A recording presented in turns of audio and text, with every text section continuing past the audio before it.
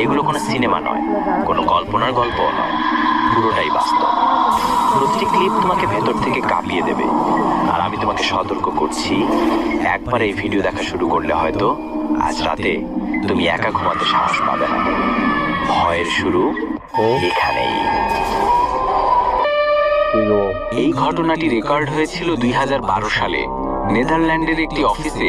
অগ্নি দুর্ঘটনার পর থেকেই সেখানে নানা রকম অদ্ভুত ঘটনা ঘটতে থাকে। আর এই অফিসের এই সিসিটিভি ফুটেজগুলো ইন্টারনেটে আপলোডের পর পুরো ইন্টারনেট জুড়ে তোলপাড় পড়ে যায়।